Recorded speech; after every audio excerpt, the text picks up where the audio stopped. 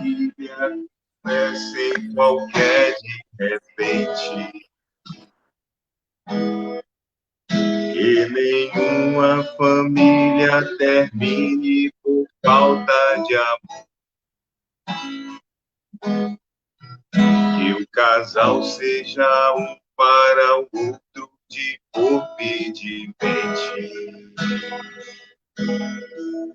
E que nada no mundo separe um casal sonhador. Que nenhuma família se abrigue debaixo da ponte. Que ninguém interfira no lar e na vida dos dois. Que ninguém os obrigue a viver sem nenhum horizonte. Que eles vivam do ontem, do hoje, em função de um depois. Que a família comece e termine sabendo onde vai.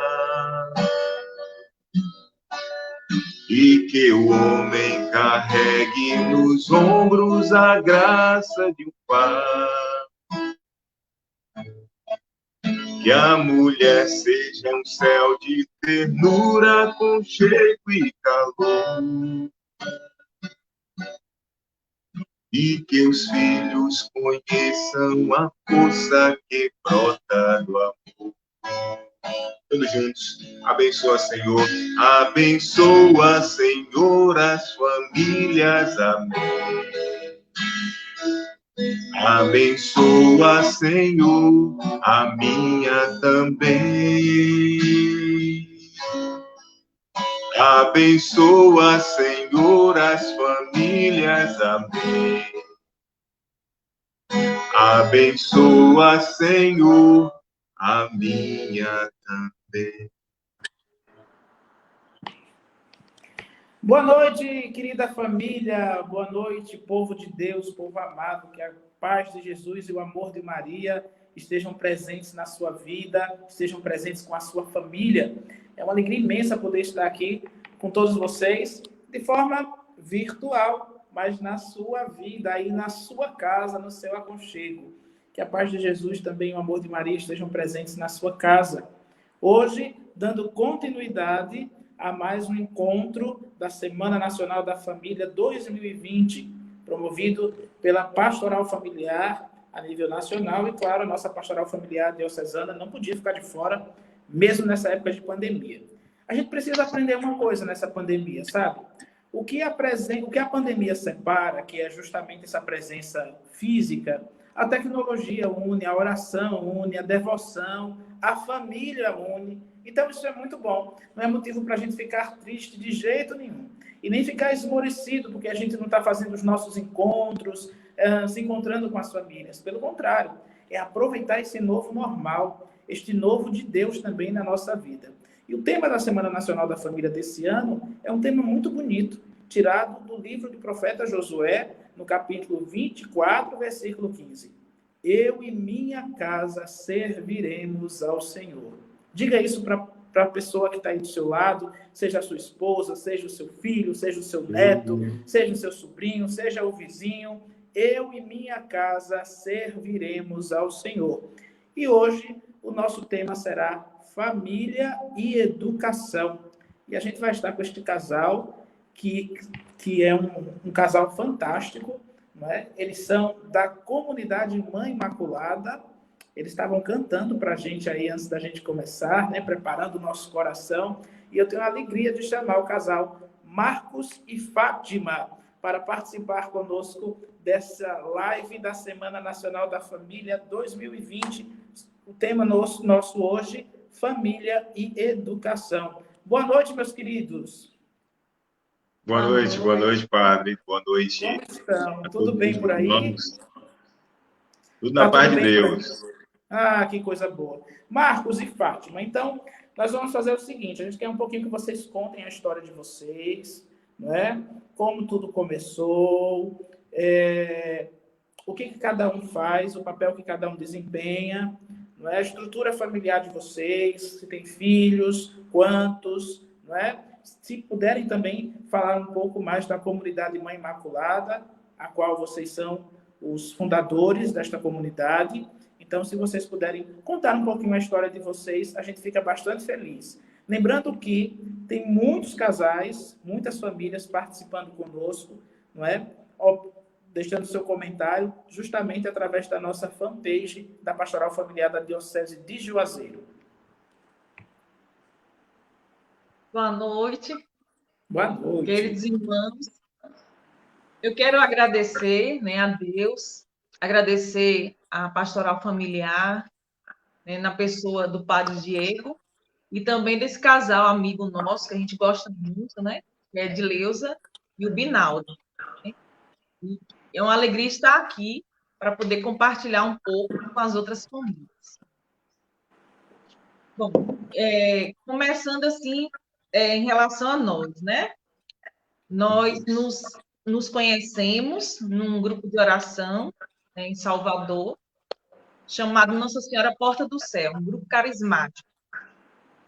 E aí nós nos conhecemos lá e depois de um bom tempo, né, como irmãos em Cristo foi que a gente começou a namorar, né?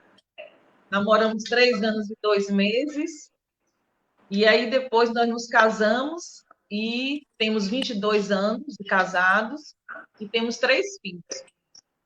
Temos Felipe, 22 anos, ou 21 anos, desculpa, 21 anos. Temos Tiago, 14, e temos o Pedro, de 12 anos. Eu trabalho na área da educação, né? Sou professora. Marcos também é professor, mas no momento ele está atuando mais em outra área. Então, a educação já faz parte, né? Da nossa vida profissional e, claro, né? Da nossa vida pessoal também, já que a gente tem essa missão de educar, né? Recebida por Deus, de educar os nossos filhos, né? E também foi tanta coisa, Padre, que ela se esqueceu. Mas, antes de começar a falar, eu quero mandar um abraço também para todos os casais da Pastoral da Família, da Diocese inteira, porque eu sei que tem muita gente participando, muita gente assistindo, e é uma honra para nós podermos estar aqui, uma satisfação por estar fazendo essa parceria nessa noite com o senhor, Padre Diego. E aí, Fátima é juazeirense, eu sou soteropolitano, né? E aí a gente se encontrou lá em Salvador, e depois que nos casamos, depois de um tempo, nós viemos para cá, para Juazeiro, onde nasceu a comunidade Mãe Imaculada, no qual nós fazemos parte, somos os fundadores da comunidade. A comunidade Mãe Imaculada não tem muito segredo, né? Nosso trabalho é trabalhar com a igreja, né? Nosso carisma está ligado à Nossa Senhora, e por meio da intercessão dela, que nós queremos viver a vida nova em Cristo. Então, nós, irmãos que somos da comunidade Mãe Imaculada, somos chamados a isso, a viver a vida nova em Cristo nessa sociedade que nós estamos, né, nesse meio secular, mostrando a cara o rosto de Jesus para as pessoas, né? E aí nós trabalhamos com a igreja, servimos na igreja, temos a nossa sede, fica aqui no centro, né, onde nós fazemos o trabalho de evangelização, trabalhamos também com catequese, trabalhamos com crisma, trabalhamos com casais, com jovens, né? E naquilo, como eu disse antes, naquilo que a igreja vai nos pedindo, sem escolher o serviço, até porque a gente sabe que são muitas coisas, muitas demandas da igreja, e a gente está sempre disposto a ir naquilo que ela nos pede. Eu acho que tem uma pergunta que todo mundo queria fazer. Eu sou curioso, então eu vou compartilhar da minha curiosidade. Como foi que surgiu a iniciativa de fundar esta comunidade? Na verdade, eu volto muito, às vezes conversando com outros fundadores em encontros nacionais, quando a gente está nesses encontros, a gente se lembra muito daquela passagem de Jonas, Padre. onde Deus dizia a ele que ele tinha que sair e anunciar, e ele ficava com medo e queria se esconder. Então, quando a gente chegou aqui, a gente começou a participar de um grupo de oração, e foi um tempo muito bom, um tempo de reestruturação desse grupo na época, mas Deus sempre nos chamou, a mim e a Fátima, a vivermos uma vida mais entregue, uma vida, como nós dizemos na comunidade, uma vida consagrada, uma vida entregue mesmo, sabe? Nos doar sem medida, mesmo sendo família, tendo as nossas realidades de casal, de cuidar de filho, mas assim, a gente sempre quis se entregar a Deus com radicalidade, com toda a firmeza. E aí, isso só foi pulsando dentro de nós, até que 15 anos atrás, que a comunidade fez 15 anos agora, 15 anos atrás, esse chamado, esse desejo de Deus, foi apertando dentro de nós, e quero dizer que, como Jonas, eu tentei fugir muitas vezes, não foram poucas as vezes, né? Eu gosto muito de que as pessoas digam, Marcos, faça isso, Marcos, vá por ali, Marcos, né? Mas pensar em cuidar de um povo, pensar em estar à frente de uma obra, nunca foi a nossa intenção isso. Mas quando vem esse chamado de Deus, ele é muito forte, ele é maior do que nós. Deus fala com muito mais força, né? E aí nós, nesse tempo, ainda era Dom José Geraldo, nós fundamos a comunidade. Para a nossa alegria, com pouco tempo de fundada, se não me engano, 2 anos de fundada, ele reconheceu canonicamente a comunidade. Então, a comunidade tem o direito canônico diocesano, a nível diocesano. Então, assim, para nós foi uma confirmação de Deus, né? E nesse tempo todo, né, claro que na caminhada a gente tem dificuldades, a obra é testada, a gente passa por uma coisa e por outra, mas graças a Deus nós estamos fazendo agora 15 anos com firmeza, e temos muito mais motivos para agradecer a Deus e ficar olhando para trás e dizendo... Vocês estavam falando dos filhos, né? Então, assim, para vocês que são fundadores desta comunidade, e eu sempre lembro de um dizer que falam isso, eu super concordo com esse tipo de frase, com essa frase. As novas comunidades parece que é a nova primavera da igreja. Parece não, é a nova primavera da igreja, né? Eu vejo com uma riqueza muito grande de carismas, de pessoas que, por exemplo, às vezes, né, não é o caso da comunidade da Imaculada, uma comunidade de aliança, não é? Não é comunidade de vida. Mas há essa presença, né, do carisma em diversos setores da sociedade. Então, isso ajuda bastante, inclusive, a formar homens novos e mulheres novas, né, discípulos e missionários de Jesus Cristo. No começo da sua apresentação, você falou, a gente está disponível para onde a igreja precisar de nós. Então, isso é fundamental, não é? E também ter a capacidade de saber que é uma menina de 15 anos, mas que já tem uma boa história. E além da paternidade biológica que vocês exercem sobre os seus 3 filhos, tem a paternidade espiritual também. Porque há um pensamento, meus amados, que também nos acompanham, de achar que o pai é pai ou a mãe é mãe, somente se gera. Mas o coração também gera, a espiritualidade também gera. Então, isso é extremamente importante, né? Essa paternidade espiritual, essa paternidade do coração, não é? Eu não gosto de ouvir muitas vezes quando diz assim, eu tenho um filho, tenho não sei quantos irmãos, mas um é de criação. Sim, o de criação é filho também, né? Foi adotado, mas foi também formado, criado, gerado no coração. O coração gera também, né? Então, isso é bastante importante. E, claro, né, saber que há os desafios. Então, a gente precisa desmitificar essa ideia de que pessoas de igreja não passam por problemas. Pessoas de igreja não têm dificuldades, né? Como você falou nesse instante, a comunidade é provada, né? Faz parte da vida cristã, né? A gente passa sempre por provações. Todo mundo passa por problemas, né? A questão é o que a gente vai fazer com ele. Se nos dão um limão azedo, se a gente vai chupar esse limão e sentir o amargo na boca, ou a gente vai juntar vários limões azedos, fazer uma boa limonada, não exagerando no açúcar, por causa da glicose, e aí tomar este limão. Não é? Isso é algo de extremamente importância para a vida do cristão, não é?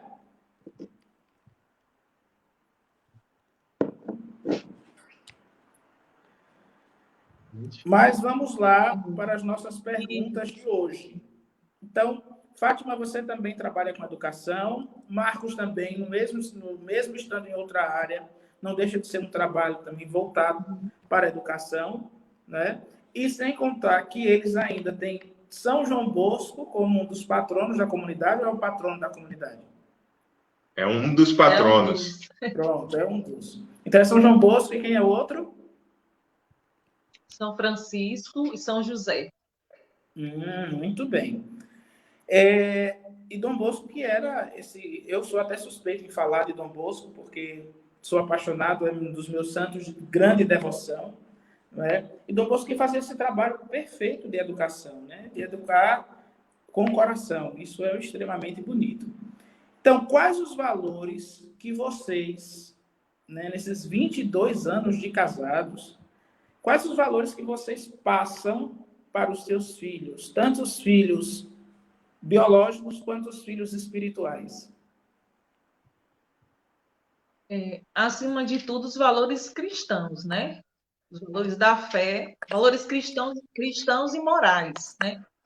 Mas, principalmente, a fé católica, né? Nós somos apaixonados pela nossa fé, nós temos convicção da nossa fé. Então, tanto na nossa casa, na educação dos nossos filhos, também como missionários, nós passamos esse amor por essa fé, né? Essa fé que temos histórias diferentes, né? De encontrar essa fé, mas que ela é algo muito forte na nossa vida, né? E é uma convicção, é uma certeza, né? Uma certeza até amor, uma certeza eterna, né? E a gente tenta passar isso.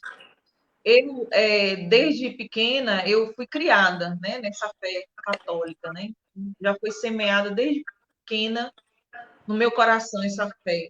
Marcos já teve outra experiência, mas depois, em um determinado momento, né, ele se encontrou com essa fé católica, se apaixonou, né, por Jesus, pela Igreja de Cristo. Então, nós temos isso em comum, né? E passamos isso para os nossos filhos, né? Esses valores. Né? Procuramos educá-los passando, não assim como algo que seja forçado, né? Mas algo que é a verdade, né? A verdade do nosso coração, da nossa vida, e com o nosso testemunho. A gente procura motivá-los, né? Impulsioná-los, né? A ter também essa experiência que a gente teve e tem, né? Todos os dias. E através do nosso testemunho a gente passa, né? Essa verdade, né? Que nós vivemos da nossa fé. E a gente, essa pergunta que o senhor fez é muito, muito interessante, padre, porque esse sentimento de paternidade, não de possessão, mas de paternidade, ele, quando nós somos missionários, a gente acaba tendo, porque Deus nos manda para pessoas diferentes, lugares diferentes, né? E de modo especial na nossa realidade de comunidade, nós temos pessoas que nós na comunidade nós temos, apesar de sermos comunidade de aliança, nós temos uma vida muito em comum, né?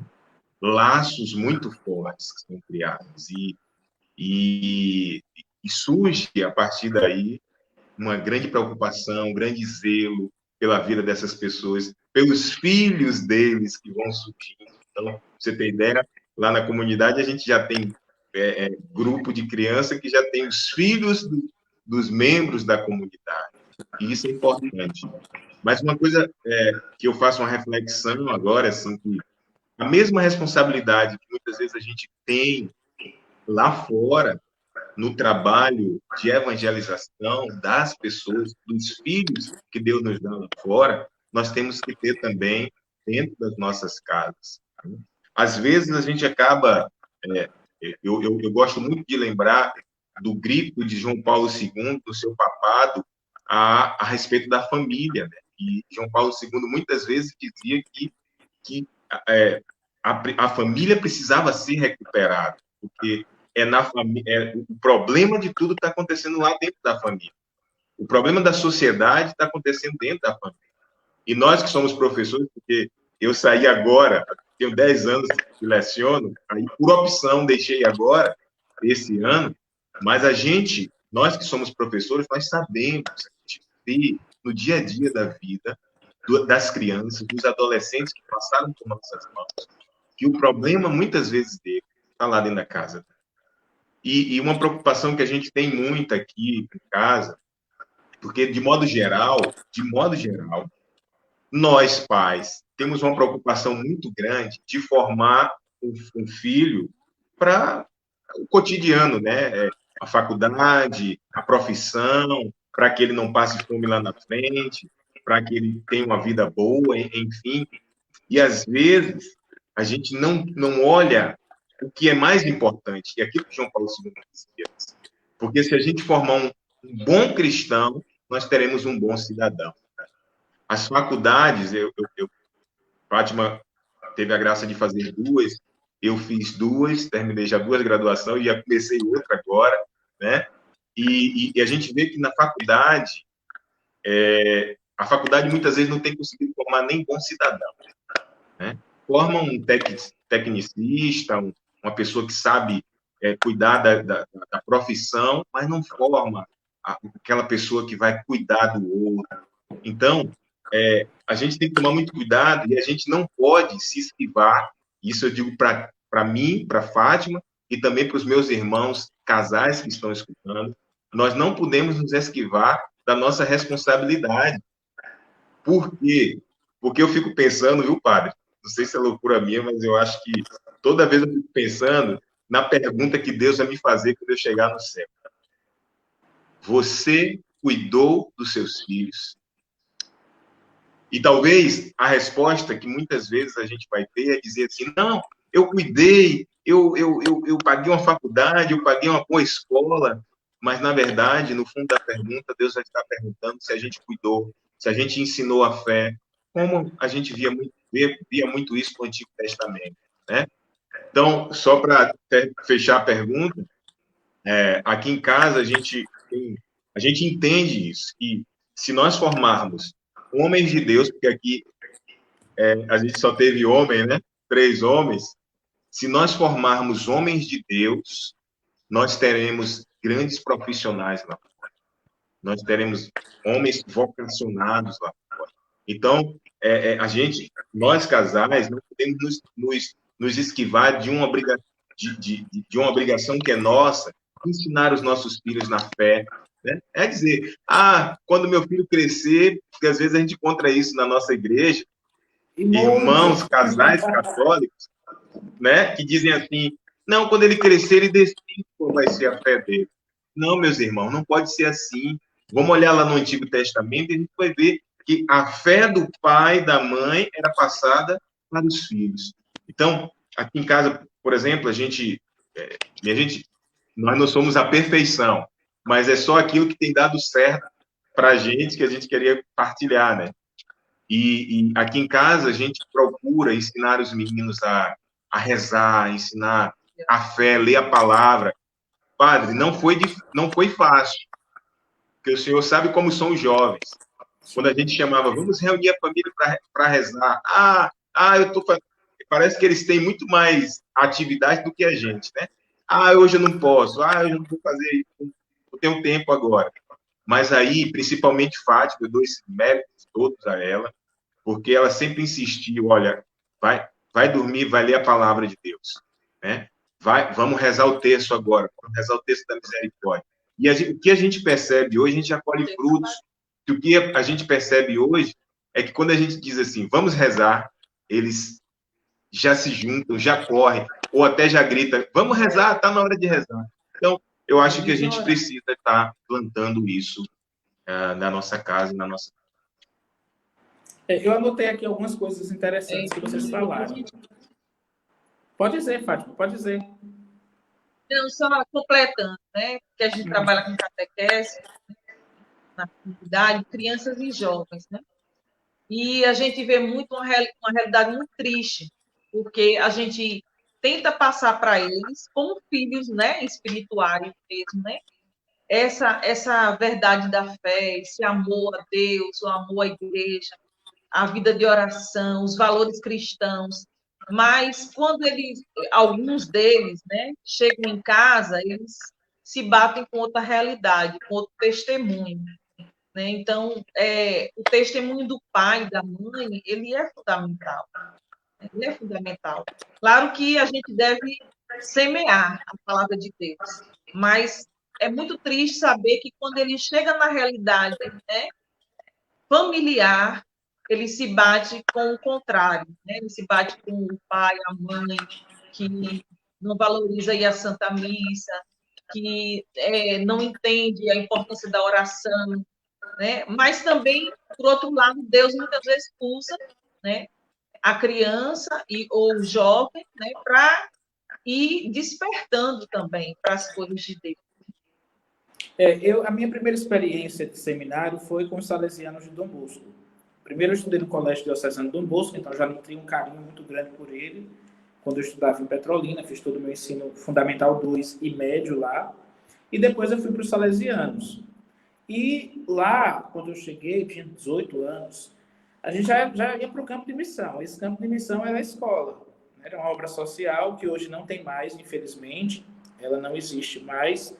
Mas a Escola Dom Bosco de Artes e Ofícios. E aí eu fiquei responsável pela formação do serviço de orientação religioso da escola, que seria promover essas atividades orantes e passar valores cristãos e humanos. Mas, assim, eu me sentia no sonho de Dom Bosco, as feras, aquelas feras todas, né? Que depois ele queria bater e calma, João, com mansidão, não com porrada.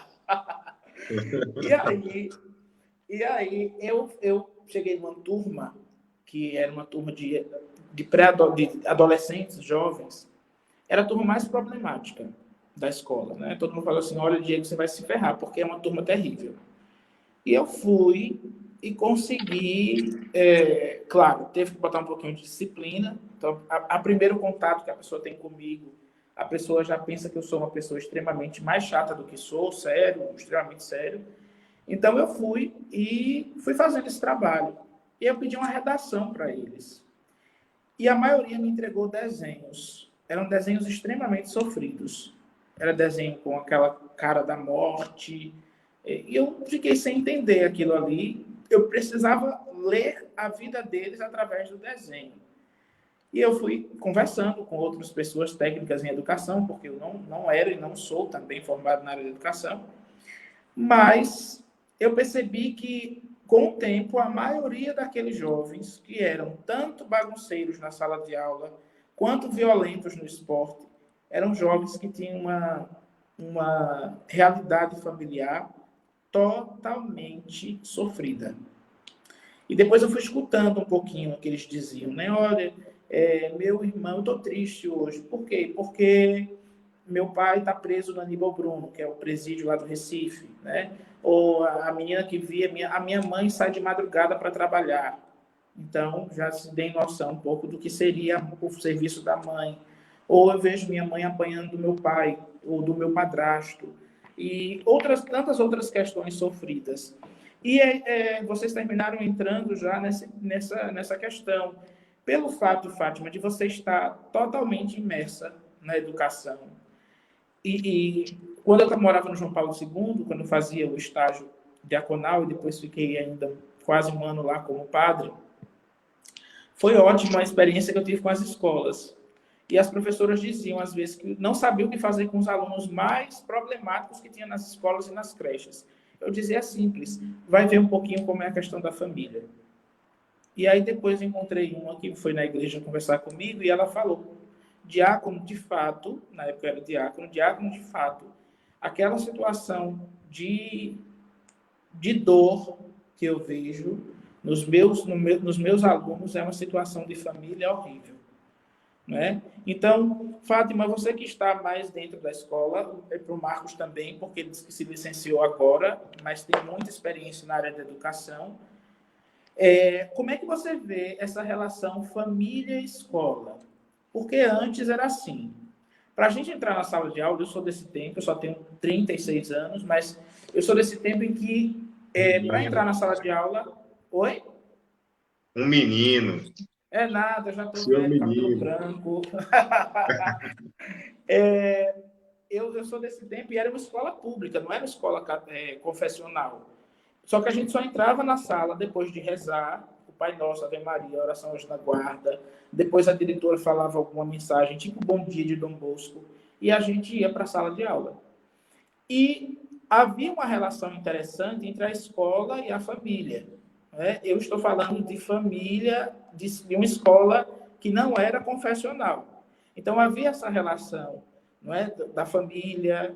Por exemplo, eu era um aluno um pouquinho agitado e quando eu me reunia com uns, então a gente tocava o terror.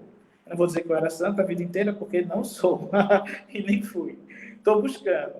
Então, lá, imediatamente chamava minha mãe.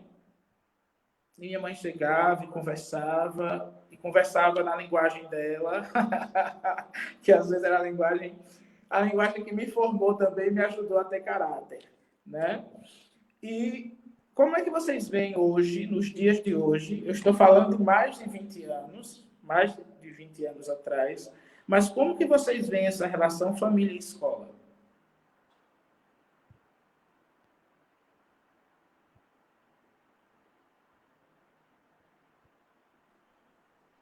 É uma realidade muito triste mesmo.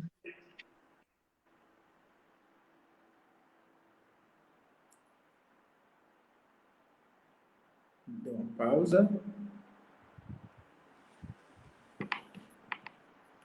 Pronto. É Isso. uma realidade muito triste, porque hoje a família realmente ela está totalmente desfigurada, né? Ela está totalmente ferida, né? Destruída, né? E eu tive uma experiência assim terrível, né? De coisas assim, de abuso sexual, né? Dentro da família, de alunos, né? Vítimas disso na infância, desde a infância até uma parte da adolescência, problemas de alcoolismo, né? Problemas também de abandono, muitos não têm esse referencial, pai e mãe, né? Mora com os avós, né? E também da violência doméstica, de problemas também de saúde mental. É uma realidade assim terrível, terrível, porque às vezes a gente se sente impotente, triste, porque não tem como você não terminar absorvendo, né? A gente termina absorvendo aquele aluno que abre o seu coração e relata, né, coisas assim inacreditáveis. Já ouvi coisas assim terríveis, né? A primeira vez que eu vi foi em Salvador, na escola de Salvador, na periferia, uma menina de 13 anos, né? Que ela faltava demais à escola. E aí eu pedi para fazer uma atividade para falar de algo que tinha marcado a vida dela, né? E eu estava no início, né? No início da profissão, eu nunca tinha ouvido esse lado, né? Sofrido deles. E aí a menina faltava muito e eu não sabia por quê. E aí ela fez e trouxe para eu ler, né? Falando algo que tinha marcado a vida deles. Quando eu comecei a ler, ela estava falando justamente de abuso sexual, né? E com 8 anos, ela foi abusada pela primeira vez, ela tinha 13, e ela era abusada pelo padrasto, né? Todos os dias à noite. E eu fiquei, a mãe trabalhava à noite e ela ficava com o padrasto. Eu fiquei assim, em estado de choque, né? Eu só virei assim para a menina e perguntei: Isso é verdade? Ela disse: É. Começou a cair as lágrimas. Eu não sabia o que fazer, né? Daí eu pedi licença à turma, que eles continuassem fazendo, e saí para conversar com ela. Né? Foi assim um choque, eu não conseguia dormir, né? Ficava sempre pensando nessa menina.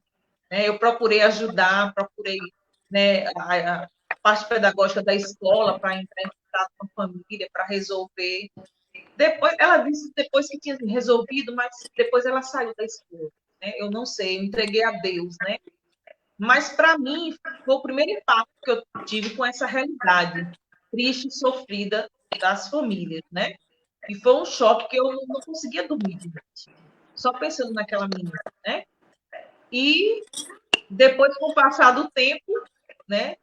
Eu não fui me acostumando, mas eu fui vendo que cada vez mais a realidade era muito triste, é muito triste.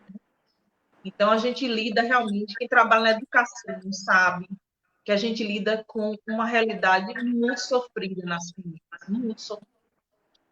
Padre, uma coisa que eu acho importante, porque nós sabemos que tem muitos casais, muitos mesmo, que são da área da educação. E eu costumo dizer que a gente precisa fazer a diferença lá também.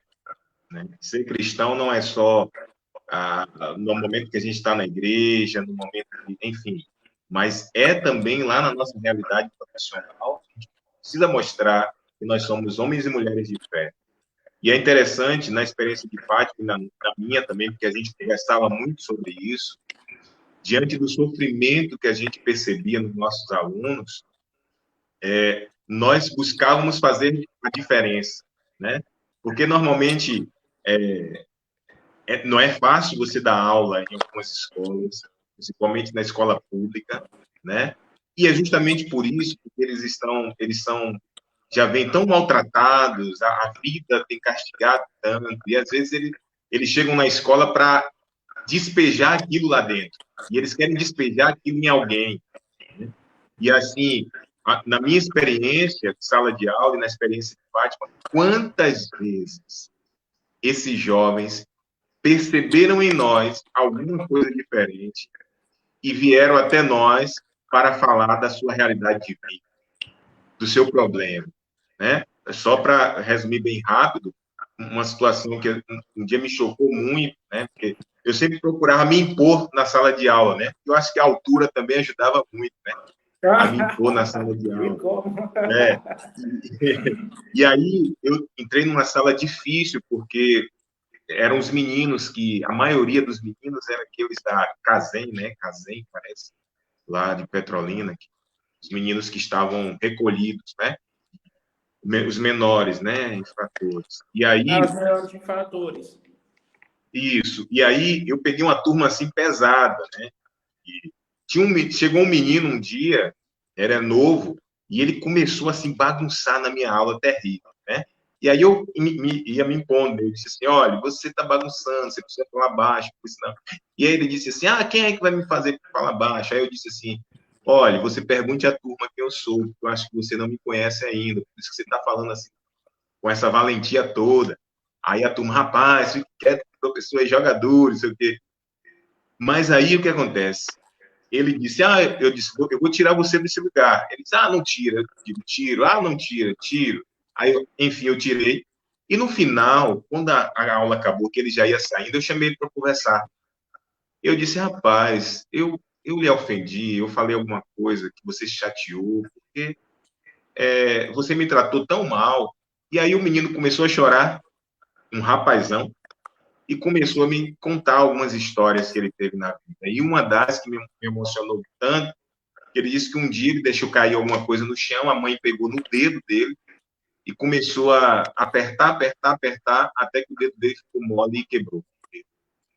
Então, são essas... É esse material humano que nós pegamos. Então, são essas pessoas que aquela família que talvez não tenha culpa, porque se você for pegar a geração dos pais, dos avós, né, trataram mal também aquelas pessoas e é o que chega. Mas eu entendo, padre, eu particularmente, eu não sou daquelas pessoas que pensam assim, tá tudo acabado, não vai resolver, né? Eu acho que tem como resolver, e Dom Bosco ensina muito isso a gente. Os jovens que Dom Bosco, na comunidade do Imaculada, eu digo, Dom Bosco, você veio para cá e trouxe a sua realidade para cá, porque a gente recebe muitos muitos jovens, muitas pessoas difíceis, muitos jovens difíceis, né, na comunidade Mãe Imaculada. E era o que Dom Bosco recebia. Então, enquanto todo mundo dizia, Dom Bosco, esse jovem não vai dar fruto para o Senhor, ele dizia, ele continuava firme. Então, à luz do que pensa Dom Bosco, a gente também precisa, na nossa vida, eu digo isso para a gente, mas também para os irmãos que também são professores, né, dos casais, nós podemos fazer a diferença. Talvez a gente não consiga fazer com muitos, mas com alguns, certamente, cara. A gente tem alunos que ligam para a gente, que falam com a gente, professor, e aqueles alunos que eram problemas, e que hoje, graças a Deus, a gente, de alguma forma, pôde ajudar. É importante porque esse tipo de reflexão não vai apenas na... Tem muitos aqui que, com certeza, são professores, trabalhando na área da educação. Dom Bosco dizia assim, que todo jovem, por mais difícil que fosse, ele tinha a corda sensível do aprendizado. Bastava quem estava formando fazer balançar essa corda sensível do aprendizado. Então, é isso que você está dizendo. Assim, eu não quero ter a ideia de dizer que está tudo acabado. E é uma coisa que a gente ouve muitas vezes de muitos cristãos. Esse mundo não tem mais jeito não, padre. Sabe? O cão tá solto no mundo. Ou é fim de mundo e tal. E é chato quando a gente escuta isso também de pessoas de fé. Agora, por exemplo, quando você fala essa relação família-escola, o quanto é importante, não é forçar a criança, o jovem, o adolescente, a seguir a caminhada de fé.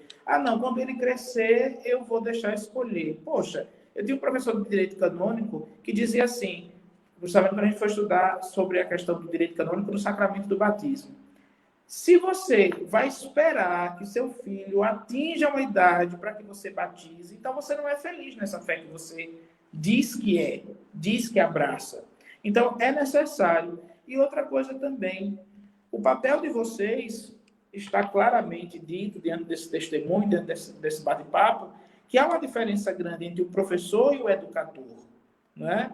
O professor ele está preocupado com a conteudística, ele tem que fazer com que aquele conteúdo ali seja para o ano inteiro e tal. O educador não. O professor ele dá um 0 e atesta que você não estudou. O educador ele vai atrás de saber por que esse 0. Está acontecendo o que com você? Por que você está bagunçando na aula? Por que você está tirando a atenção dos seus colegas? Não é? E a gente saber que, gente, não adianta. Pode ser redundante, pode ser repetitivo, mas é uma verdade. São João Paulo II já dizia isso. O futuro da humanidade passa pela família.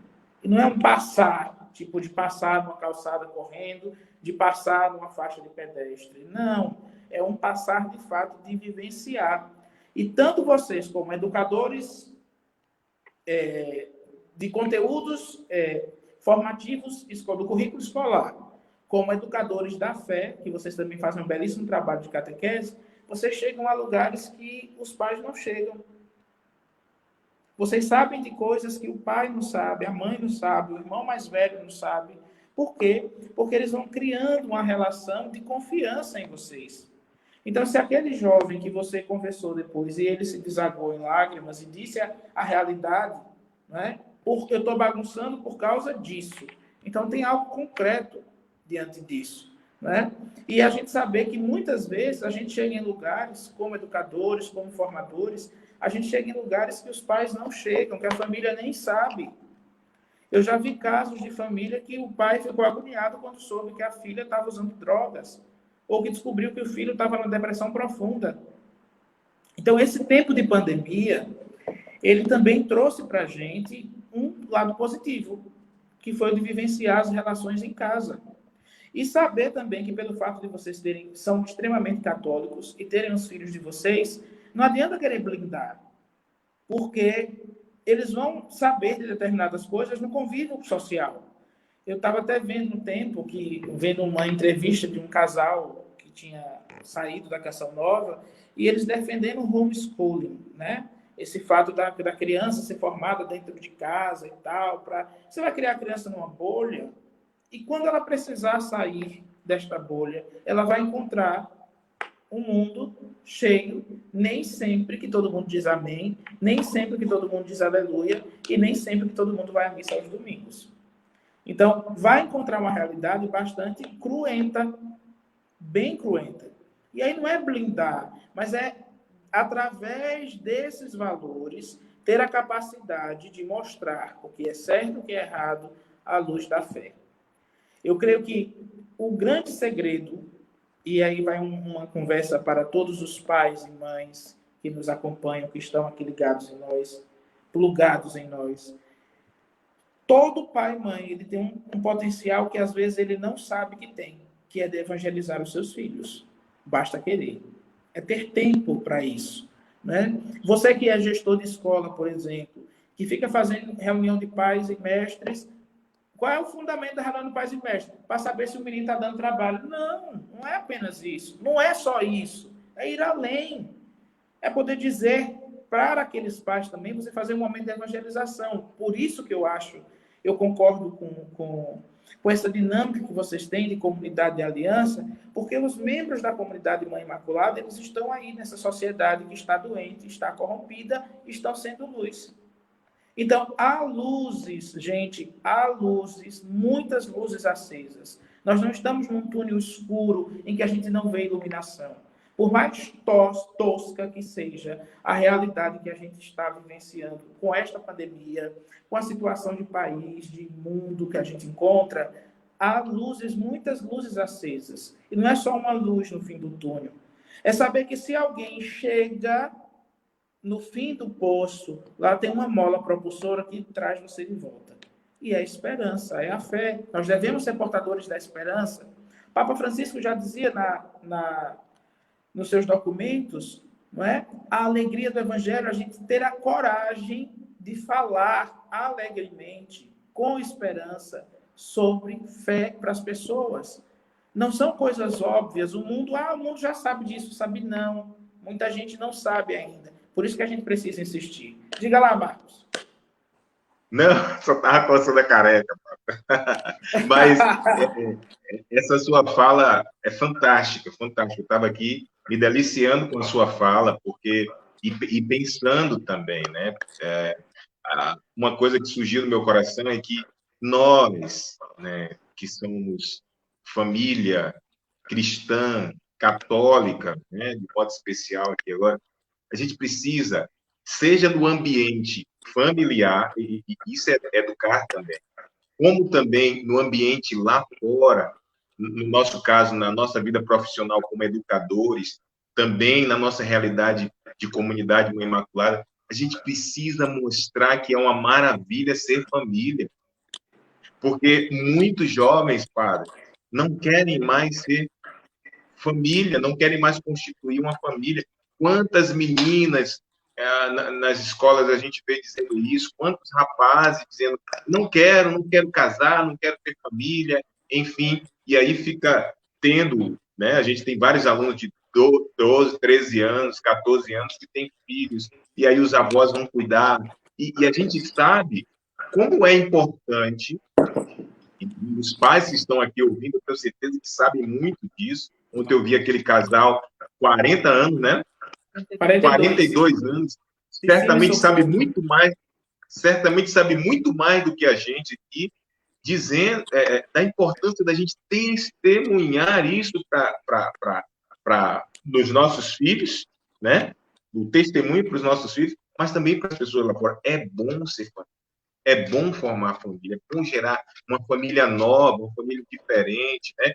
A gente percebe muito isso nas relações que os nossos filhos, por exemplo, Felipe está aqui do lado tocando, acho que vocês estão ouvindo o violão, é um jovem normal, eu costumo dizer que é um jovem normal, um jovem que sai com os colegas dele, um jovem que vai no restaurante com o colega, um jovem, né? Mas tem muitas coisas que ele também não faz, porque o testemunho que a gente deu para ele, né? E não só vivendo e também falando, ensinando, não obrigando, mas mostrando o que é bom, o que é correto.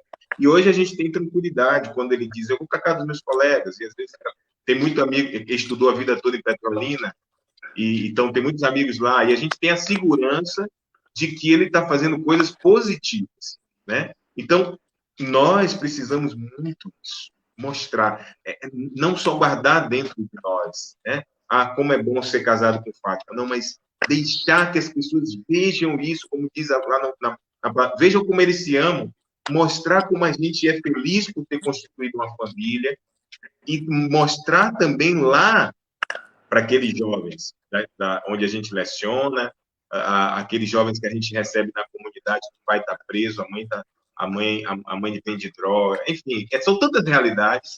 Mostrar lá que é muito bom ser família e que não é pelo fato do pai dele, da mãe dele não ter dado uma família adequada que ele não vai poder gerar uma família nova, filhos novos, né? E a gente já vê isso, né, Padre? A gente tem muitos testemunhos de pessoas que tiveram uma vida totalmente transviada, né, como se diz, e hoje levam a família de forma correta, né? Eu mesmo, a minha vida não foi muito certa, não, lá atrás, na juventude.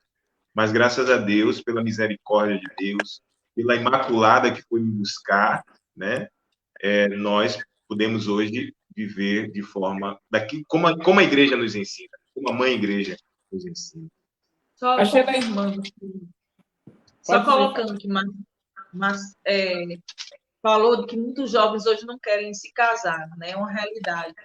E aí eu lembrei, né, no documento que o Papa Francisco fala sobre o amor na família, tem uma parte que ele fala da importância, né, desse testemunho do matrimônio em Deus para os jovens, né?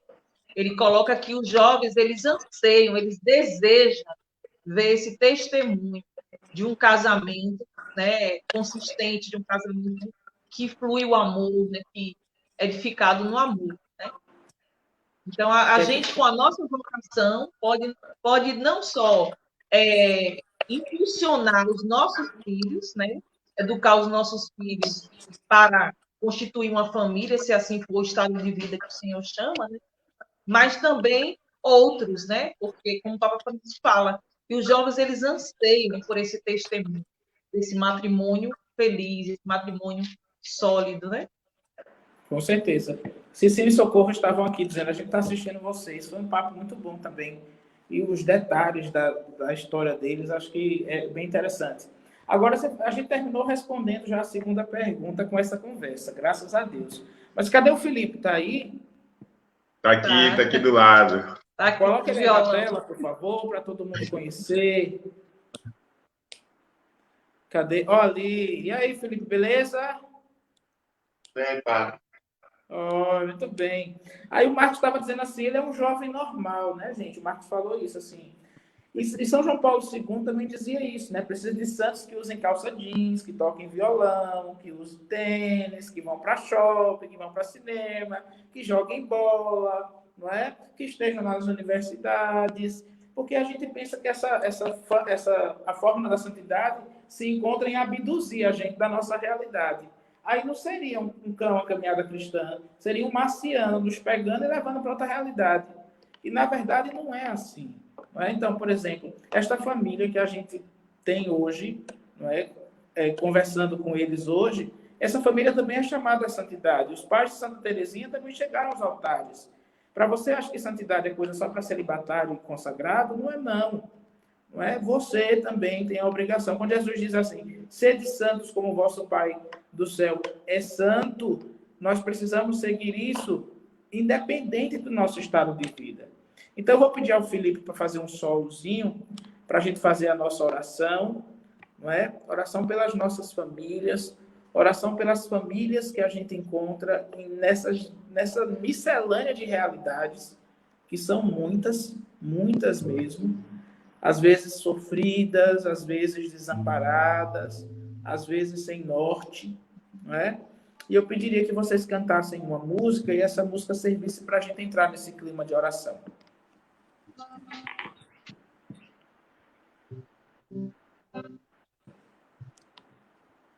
Vem Espírito, vem Espírito, sozinho eu não posso mais, sozinho eu não posso mais, sozinho eu não posso mais viver. Vem Vem Espírito, vem Espírito,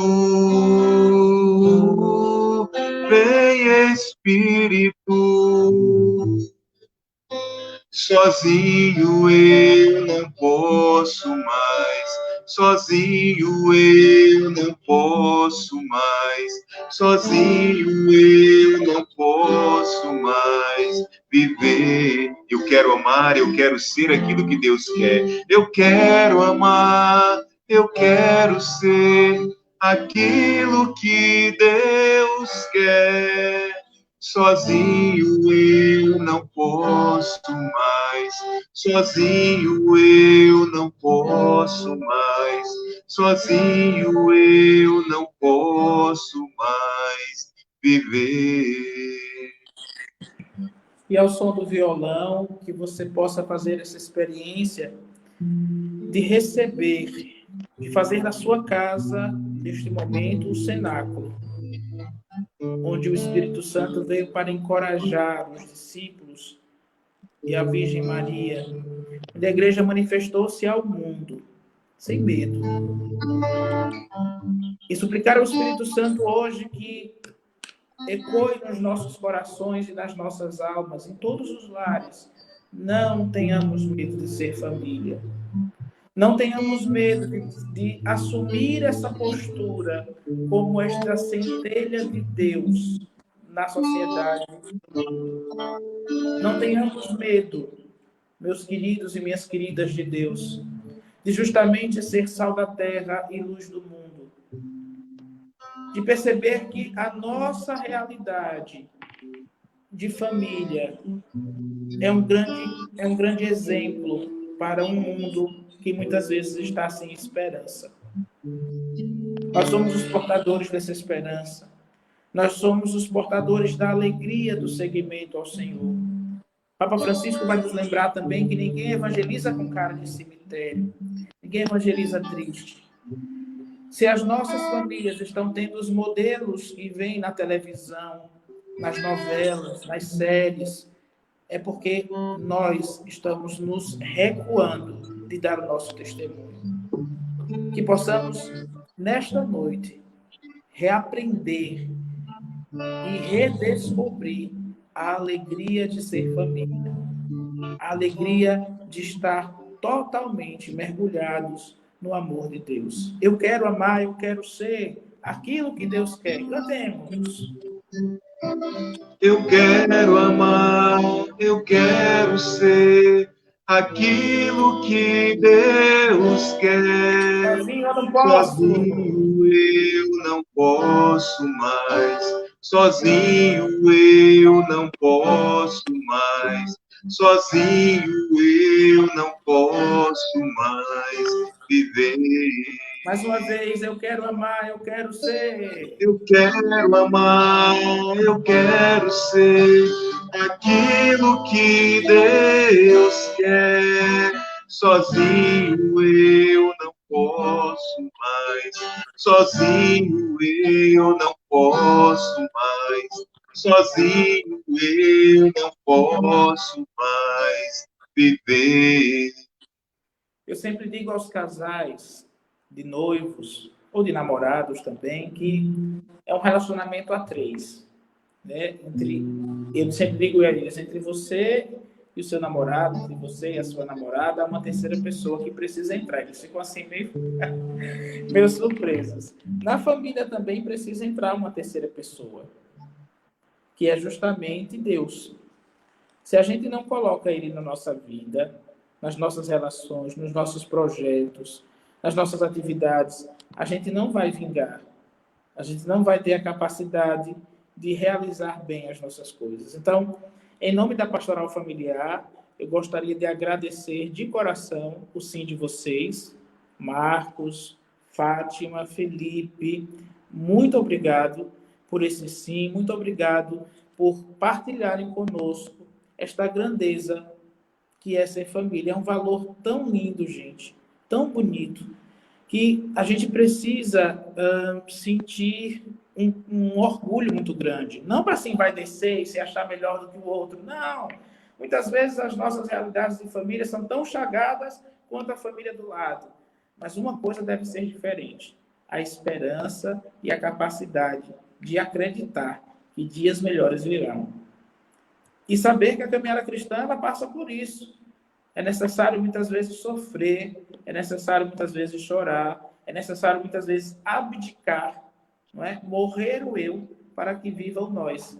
E assim a gente vê uma família de 22 anos de casados, a gente vê uma família de 42 anos de casados, a gente vê uma família de 60 anos de casados. Quanto isso é bom. Então, que a frase de João Paulo II possa ser a grande oração nossa deste dia, não é? Falando sobre família e educação. O futuro da humanidade perpassa pela família, não é? Passa pela família de verdade. Então, homens novos, mulheres novas, uma sociedade mais justa, humana e fraterna, depende de cada um de nós.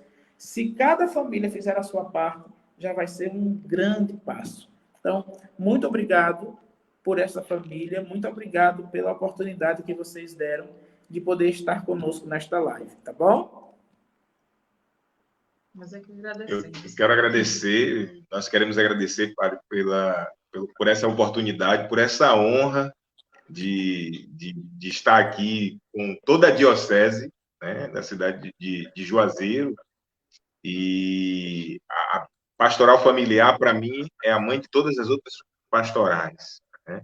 E nós, o Binaldo sabe, o pessoal que já foi coordenador lá atrás sabe, a comunidade Mãe Imaculada está à disposição da pastoral familiar, porque eu entendo que todos nós, comunidades, movimentos, grupos, todos nós temos que entender que é uma pastoral que precisa ser sempre fortalecida, e daquilo que precisar de nós, é só chamar.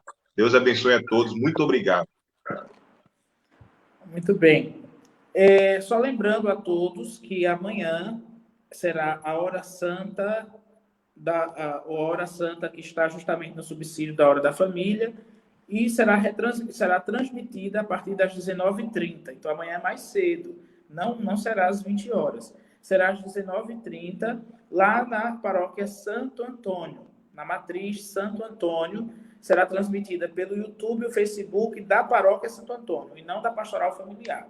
Tá certo? Então, você procura o canal do YouTube da paróquia Santo Antônio de Juazeiro, e também o Facebook da paróquia Santo Antônio. Será esse momento oracional de bênção, de graça, com o padre Isael, às 19h30. Então, não será às 20 horas, será às 19h30. Você pode acompanhar pelo subsídio da Hora Santa da Família, que vocês também adquiriram para vivenciar a Semana da Família, tá certo? Então, só relembrando, amanhã, às 19h30, diretamente da paróquia Santo Antônio, transmitido pelo Face e pelo YouTube, a adoração da Hora Santa da Família, tá certo? Então, não esquece. E na sexta-feira, nós retornaremos à nossa programação das 20 horas, com o casal também conversando, não é? E no sábado, iremos coroar toda essa caminhada virtual e real com a missa, a Santa Missa do encerramento da Semana Nacional da Família, presidida pelo nosso bispo Dom Beto Breis, diretamente da Catedral Santuário, às 19h30. Então, a gente quer agradecer aos coordenadores nossos da Pastoral Familiar, o Binaldo e a Adileuza, a Tânia, que é a nossa diretora e produtora virtual, ela que faz todas essas coisas nesses streams da vida, e agradecer, claro, a presença e a participação de cada um aqui. Dá vontade de ler todos os comentários, mas não é possível, senão a gente teria que fazer... Eu sei que esse papo a gente poderia fazer até uma vigília a noite toda, mas, mas nós temos outras obrigações que nos chamam, tá bom? Então vamos rezar uma Ave Maria e pedir a Nossa Senhora, não é? Também pedir pela intercessão de Santa Dulce, que é a festa dela amanhã, né? Santa Dulce dos pobres, que possa interceder por todas as nossas famílias, por todos os nossos agentes da pastoral familiar. Ave Maria, cheia de graça, o Senhor é convosco. Bendita sois vós entre as mulheres, e bendito é o fruto do vosso ventre, Jesus. Santa Maria, Mãe de Deus, rogai por nós, pecadores, agora e na hora de nossa morte. Amém. O Senhor esteja convosco. Ele está no meio de nós. Desça sobre nós pela intercessão da Sagrada Família de Nazaré, a bênção do Deus Todo-Poderoso, Pai, Filho e Espírito Santo. Amém. Amém. A alegria do Senhor seja a nossa força. Vamos e fiquemos em paz, e que o Senhor nos acompanhe. Graças a Deus. Vamos de música para a gente encerrar bem. Vamos lá. Eu e minha casa serviremos ao Senhor. Eu e minha casa serviremos ao Senhor. Deus não quer nos condenar, quer de nós uma decisão para o nosso bem, para nos salvar. Pergunta hoje então a quem você quer servir, a quem você quer servir, a quem você quer servir, a quem você quer servir. Eu e minha casa serviremos ao Senhor. Eu e minha casa serviremos ao Senhor. Viva as nossas famílias! Viva! Tchau, tchau! Até sexta, se Deus quiser. Um abraço.